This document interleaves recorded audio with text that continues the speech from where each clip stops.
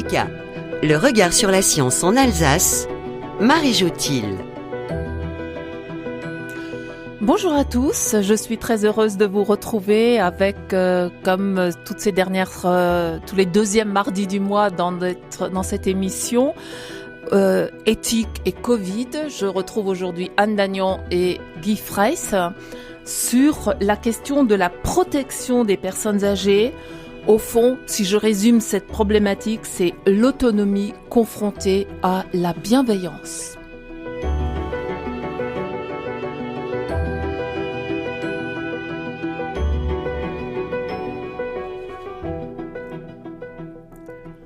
Le 11 mars 2020, le gouvernement français a pris une mesure extrêmement forte en décidant la suspension des visites dans les EHPAD.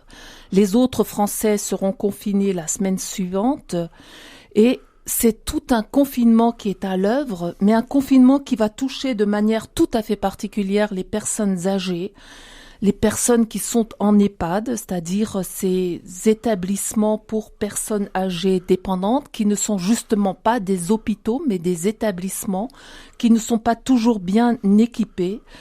Des personnes âgées qui n'ont pas été même comptabilisées dans les morts au départ. Des personnes âgées qui nous ont tous posé des questions parce qu'elles sont mortes au moins au premier confinement, parfois sans avoir pu être accompagnées. Donc des questions extrêmement difficiles qui nous posent des questions éthiques sur la discrimination, voire sur l'ageisme, ce qu'on appelle l'agisme ou l'ageisme des personnes âgées. Il faut dire aussi que ces tout derniers jours, en Espagne, Amnesty International s'est saisi d'une enquête parce que la situation en Espagne a été absolument catastrophique sur ce sujet. 44% des morts du Covid, en fait, n'ont pas été transférés dans les hôpitaux. Et cette décision de ne pas transférer a été appliquée de manière générale, automatique et en bloc, sans mener d'évaluation individualisée. 5 droits sont bafoués, droit à la santé, à la vie, à la non-discrimination des personnes âgées, à la vie privée en famille, à une mort digne.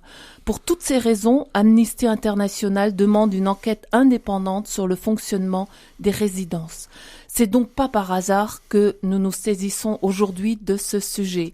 Anne Dagnon, Guy Freiss, bonjour. Bonjour. Que pensez-vous de cette situation espagnole ? Telle que vous la décrivez et telle qu'elle semble apparaître, effectivement, elle pose des problèmes des questions absolument dramatiques.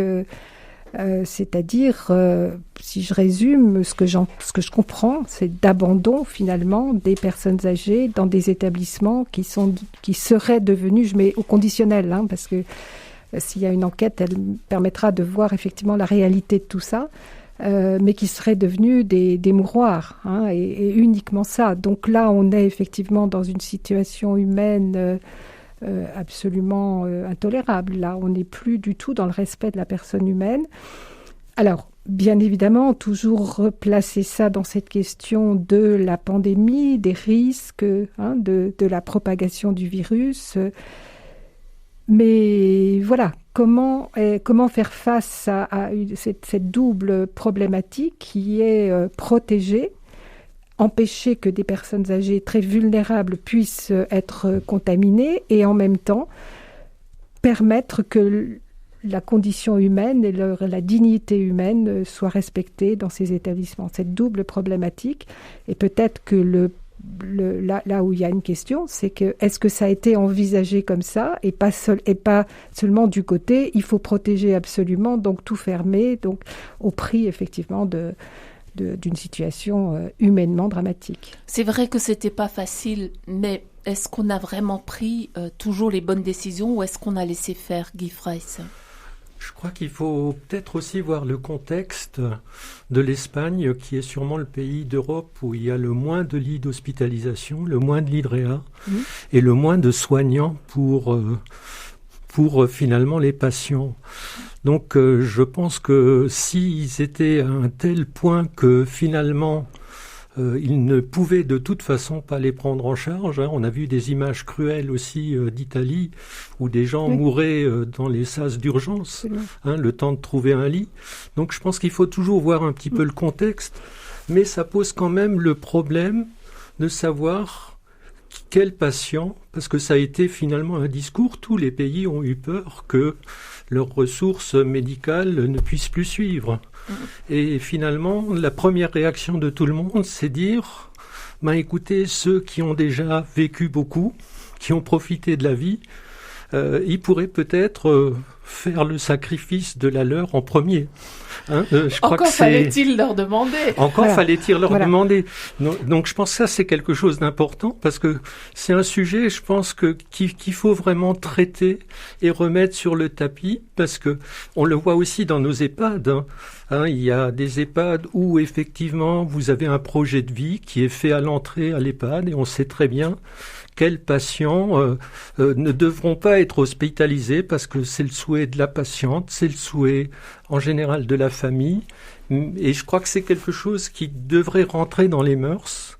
Et c'est vrai que quand on n'a pas ça, c'est vrai qu'après, on est toujours un peu discriminatoire. Qui jugeait être encore apte à 80 ans avec des petits troubles de la mémoire, mais qui est encore tout à fait valide, qui se promène dans les couloirs, ou quelqu'un qui a encore toute sa tête, mais qui est dans un fauteuil, c'est pas simple, quoi. Oui, vous disiez encore fallait-il leur demander. La question est que dans des EHPAD, il y a des personnes à qui on peut demander ce qu'elles veulent, ce qu'elles désirent, et d'autres à qui on ne peut plus demander parce qu'elles ne sont plus en capacité, effectivement, de raisonner. Et ce que disaient Guy et Freiss à l'instant, c'est effectivement la nécessité en amont d'avoir une réflexion approfondie sur le projet de vie de ces personnes. Mais là où je pense que, même dans l'urgence, il était peut-être nécessaire, que ce soit en Espagne ou ailleurs, de poser les questions avec une problématique éthique, c'est-à-dire dans l'urgence, on voit bien qu'il fallait aller vite trouver une solution pour protéger le plus de monde possible. Et aussi trouver des lits, permettre qu'il y ait des lits de soins. Mais je pense qu'il fallait aussi, et il faut aussi se donner le temps d'analyser les choses par rapport, c'est-à-dire qu'en faisant ça, qu'est-ce qu'on fait pour la personne humaine, mais le problème dans la première phase de la pandémie, c'est que tout le monde a été pris de court. Les choses, ou en tout cas on ne s'est pas aperçu que que le tsunami allait nous arriver à nous en France. On le voyait en Chine, on le voyait en Italie. Est-ce qu'il passerait la frontière française ? On n'y croyait pas, en tout cas pas tout le monde. Et donc là, probablement qu'on n'a pas pris le temps d'analyser la nécessité de l'urgence de la protection, mais aussi des effets que ça allait avoir. Et ça rejoint ce que dit Freiss, c'est-à-dire de prendre le temps pour toute personne âgée, même si les choses évoluent et peuvent se dégrader, d'avoir un vrai positionnement sur qu'est-ce qui serait bon pour elle et qu'est-ce qui ne le serait pas du tout. Par exemple, aller être transférée en réanimation alors que ça serait pire que tout. Alors c'est un questionnement qui se pose à nous tous. Bien sûr. Et je signale quand même qu'on a des lois sur les directives anticipées, mais quand on en parle à des gens de 50, 60 ans, ils disent « Oh, je suis pas concerné », ou ils vous disent comme ça, de bouche à oreille « Ah, moi je veux pas terminer comme ça », ou « Si jamais je deviens Alzheimer, moi je veux pas continuer ». Mais c'est vrai qu'il y a des choses qu'il faudrait peut-être, comme disait Anne, régler en amont, avec notre propre conscience, pour justement éviter ce genre de problématiques vraiment très difficiles.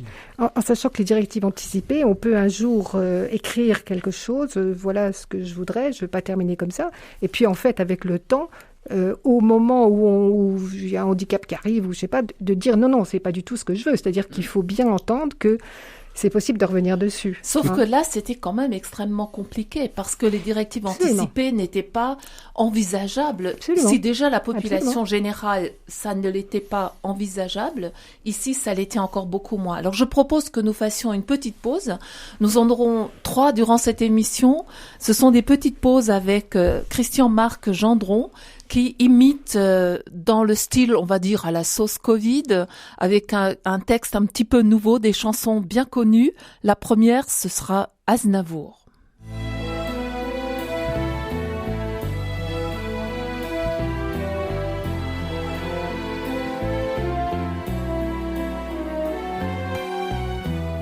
J'habite seul avec moi-même dans un très vieil appartement, rue Saint-Razate. J'ai pour me tenir compagnie tout l'internet et ses conneries. Tout ça m'échappe, fatigué de me reposer. Aujourd'hui je pourrais marcher vers la cuisine. Je range, je relave, je ressuie. À l'occasion je pique aussi une petite crise. Le corona me fait très peur. Autonome, je suis travailleur. Je suis artiste. Mais c'est un métier qu'on oublie en cette période de pandémie. Surréaliste. J'avais une vie bien spéciale. Je suis un dommage collatéral de cette crise. Et sur les dalles, je vois qu'il n'y aura plus un jour tranquille après la Covid, comme ils disent.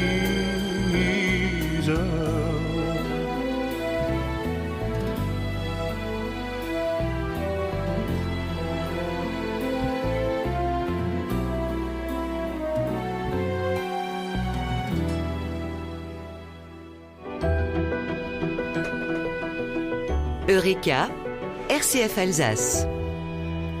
La Covid, comme ils disent, mais le corona fait très peur. Et c'est vrai que pour les personnes âgées, il y a eu cette confrontation entre la bienveillance et l'autonomie. L'autonomie sur le mode du consentement. Ce consentement, on a quand même eu du mal à le demander. Aux personnes d'un certain âge, on a décidé un confinement général dans le pays, mais sans demander aux personnes si elles voulaient être dans les EHPAD reléguées dans leur chambre, toutes seules. Anne Dagnon. Oui, alors la question du consentement, elle est double. Il y a, enfin, ce que je perçois, c'est le consentement pour moi, personne, et donc qu'est-ce que je veux pour moi. Et puis dans une institution, dans un EHPAD, c'est le consentement aussi pour la communauté. C'est-à-dire la décision que je prends, elle va avoir un impact aussi pour l'ensemble de l'établissement.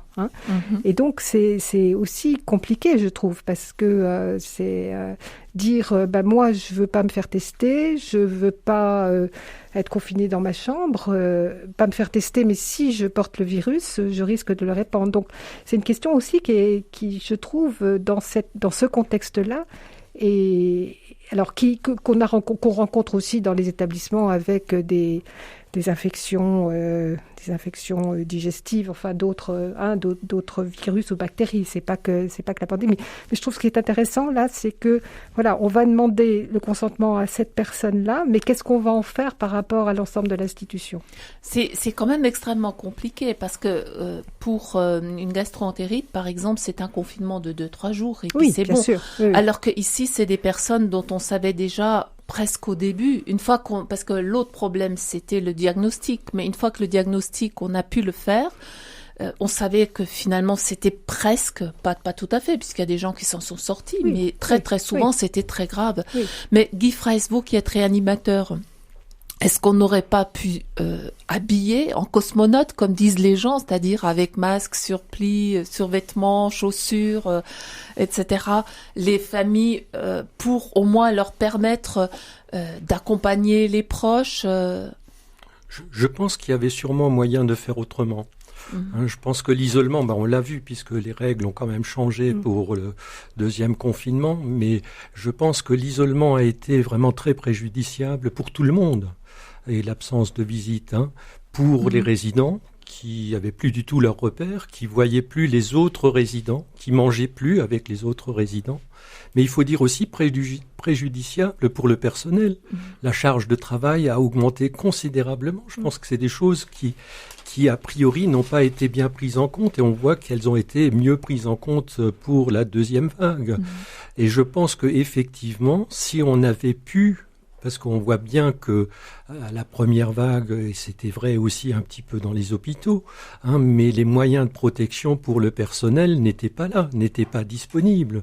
Je pense que maintenant qu'ils sont disponibles, je pense qu'on peut effectivement envisager les choses de façon beaucoup plus avec beaucoup plus d'humanité. Ça a été relevé par le CCNE, mais c'est clair que je pense que la protection ne pouvait pas être assurée lors de la première vague, et je pense que c'est pour ça qu'on a eu des mesures radicales qui, clairement, posent vraiment question. La meilleure preuve, c'est qu'on a fait différemment et que les recommandations sont totalement différentes pour cette deuxième vague. Je voudrais citer qu'un exemple de recommandation pour cette deuxième vague que je trouve assez intelligent. Si vous avez qu'une personne qui a le Covid dans une institution, clairement, il est recommandé de l'hospitaliser justement pour ne pas étendre l'épidémie. Et je pense que là, vous voyez, c'est aussi des situations où l'hospitalisation, quel que soit l'âge, le statut, les comorbidités de la personne, je pense que là, c'est quelque chose qui est tout à fait légitime pour justement ne pas entretenir une épidémie dans l'établissement. Anne Dagneau. Je crois, Guy, tu viens de parler de la légitimité de l'hospitalisation dans des situations comme ça, et je rajouterais que il faut faire attention de ne pas confondre hospitalisation et hospitalisation en réanimation.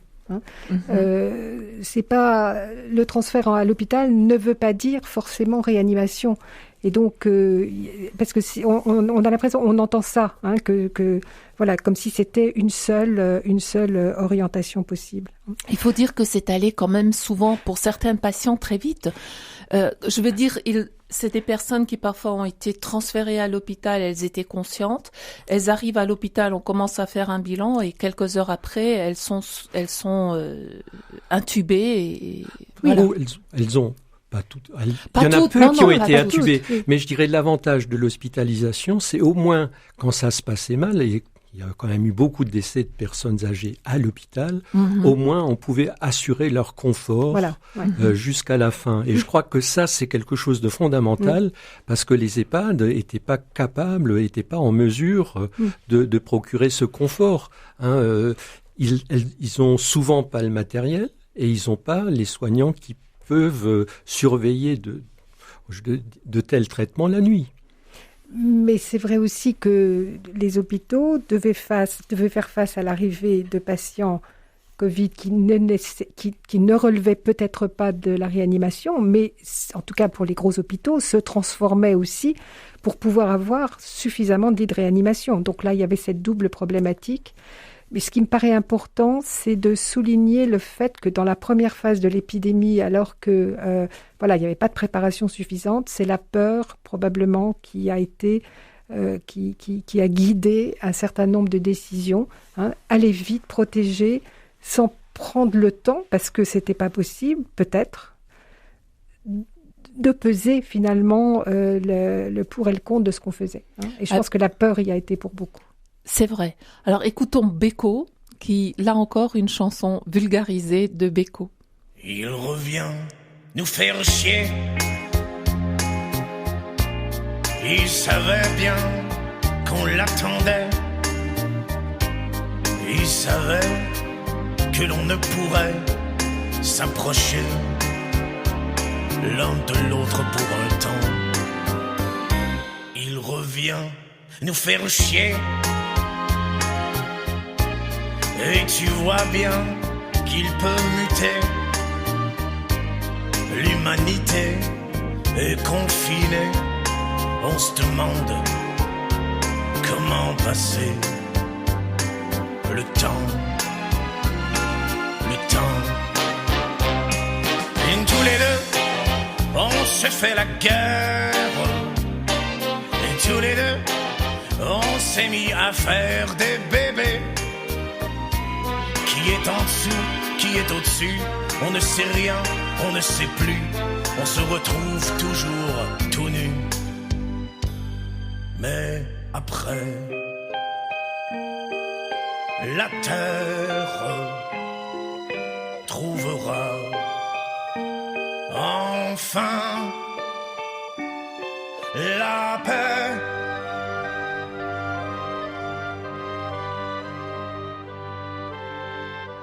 S'il revient nous faire chier, et il verra que l'on a changé, on sera bien mieux préparé. Ouais. S'il revient nous faire chier. Eureka, le regard sur la science, RCF Alsace. S'il revient, ce virus, ce coronavirus, il verra qu'on a changé et on sera mieux préparé. Je crois qu'on peut le dire. On a été quand même très marqué après, au moment de la première pandémie, le premier confinement. Enfin, la pandémie est toujours en cours. Dans le premier confinement, on a été marqué par la peur, par l'urgence, on l'a dit, mais aussi la peur de manquer. L'émission Pièce à conviction que peut-être nombre de nos auditeurs ont pu voir à la télé était absolument effrayante de ce point de vue. Bien sûr, puisque les moyens de protection n'étaient pas là, et ça c'est la seule chose qu'on savait. Et la deuxième chose qu'on savait, c'est que les personnes âgées étaient plus fragiles et avaient un taux de mortalité imposant. Donc, au lieu d'avoir l'adage protéger, tester, isoler, on a isolé d'emblée, quoi. On a isolé parce qu'on n'avait pas les moyens de protéger et encore moins les moyens de tester. Oui, absolument. Donc, on s'est dit, on va aller au bout de la chaîne, isolons, pour essayer d'endiguer les épidémies dans les EHPAD, pour essayer d'endiguer le nombre de morts. Et je pense que ça, c'est quelque chose, qu'on ne reverra plus, j'espère, parce que je pense que les EHPAD ont été maintenant fournis en matériel de protection. Et je crois que ça, c'est indispensable, quoi. Anne Dagnon. Oui, alors il verra qu'on a changé. Je crois que c'est vraiment quelque chose qui me paraît important et il faut qu'on se donne les moyens de maintenir ce changement. C'est-à-dire que ce que tu disais, isoler, tester, je ne sais plus le troisième. Protéger, tester, isoler. Voilà. C'est quelque chose qui s'est inscrit progressivement dans le temps, qui n'est pas venu d'emblée. Et donc qui a émergé de ce qu'on percevait, de l'expérience, de ce qu'on percevait effectivement de l'extrême du confinement. Et donc, je crois qu'il ne faut pas qu'on perde ça. Les choses vont aller mieux probablement dans les mois qui viennent, mais pour autant, il ne faut pas qu'on enterre toute cette expérience-là. Il faut que ça s'inscrive dans la mémoire de l'humanité, enfin dans notre mémoire immédiate et à venir. Et il faut aussi que, justement, et on parle d'éthique ici, il faut que les problématiques éthiques qui ont surgi autour de ces décisions politiques et sanitaires aient toute leur place et gardent toute leur place dans l'analyse des situations. Je crois que moi, ça me paraît essentiel et il faut qu'on fasse passer ça au niveau politique, c'est-à-dire que là, c'est pas parce que ça ira mieux qu'on en sortira qu'il faudra faire table rase de tout ce qui s'est passé. Alors, je rajoute quand même à ce débat, parce que je vous trouve extrêmement optimiste, que ça fait quand même de très très nombreuses années que les personnels manquent dans les EHPAD, qu'elles n'ont pas de moyens et que ça a été aussi un élément clé dans la catastrophe sanitaire autour des personnes âgées. Guy Fraisse. C'est clair. Mais une chose qu'elles ont apprise aujourd'hui, c'est que si on n'est pas assez nombreux, on fait le travail qu'on peut faire. Avant, on essayait de faire le maximum. Et je crois une autre leçon à retenir, c'est que les gestes barrières, ils sont pas importants juste pendant la période Covid. On a vu dans les statistiques qui viennent de sortir qu'on n'a jamais eu aussi peu de gastro-entérite. Et de bronchiolite. Et de bronchiolite chez les bébés.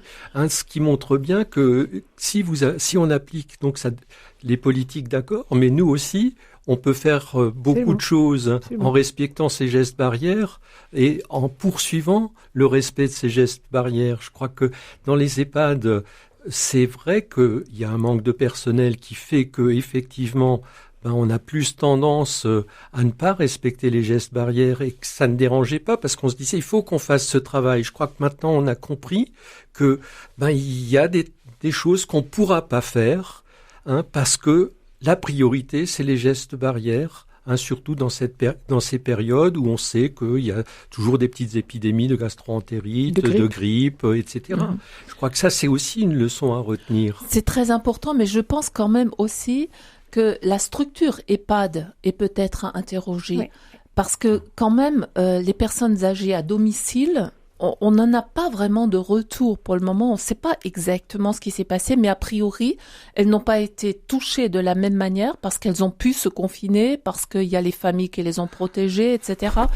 Donc, on ne sait pas très bien, je crois. Je crois qu'on ne saura pas vraiment exactement, mais je pense qu'il y a beaucoup de personnes âgées qui sont mortes à domicile. Et j'ai eu l'occasion de travailler 2-3 jours au SAMU pour justement l'admission des patients en réanimation.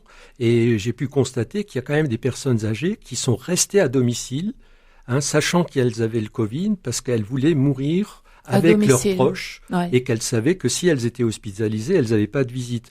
Donc là, il y a un gros point d'interrogation et on ne sait pas aujourd'hui combien de gens ont été touchés à domicile, sont restés à domicile, sont morts à domicile. Je dois dire entre parenthèses que ces gens-là avaient été très très bien pris en charge par leurs médecins traitants, justement pour les soins de confort qui étaient assurés par les médecins qui passaient 3-4 fois par jour pour leur administrer les médicaments qu'il fallait pour pas étouffer. Ce qui est quand même pas la plus belle façon de partir. C'est vrai. C'est vrai que l'asphyxie est une mort qui est très éprouvante, à la fois pour la personne qui meurt et pour son entourage. Anne Dagnon. Oui, je crois qu'effectivement, cette question des personnes âgées dont on ne parle pas, parce qu'on ne les voit pas, elles ne sont pas en EHPAD. Alors, c'est sûr que là, elles sont restées dans leur cadre. Il faut faire aussi une différence entre les personnes âgées qui étaient accompagnées avec une famille et les personnes âgées complètement isolées, parce que ça existe aussi. C'est une question, mais on peut peut-être penser que ces personnes-là, si elles sont mortes à domicile, elles ne sont pas mortes de désespoir d'être séparées. Et peut-être que ça, c'est quelque chose, je dirais, qui met un peu de baume au cœur, quoi. Oui. C'est-à-dire qu'elles ont gardé ces liens humains, même si effectivement elles sont mortes du Covid. Je pense que là, une différence est essentielle. Merci beaucoup. Nous nous retrouvons pour prolonger ce sujet le mois prochain. Entre-temps, je vous souhaite un beau temps d'Avent et un joyeux Noël, de belles fêtes de fin d'année. Prenez bien soin de vous. Nous nous retrouvons en janvier, le 2e mardi de janvier, avec un thème qui prolonge celui-ci, les oubliés, les héros et les investis. On a parlé des sacrifiés, on va aussi parler de personnes âgées oubliées, c'est vrai, les personnes handicapées oubliées, puis aussi les héros, les lanceurs d'alerte et les investis, le personnel soignant. À très très bientôt et bonne année 2021.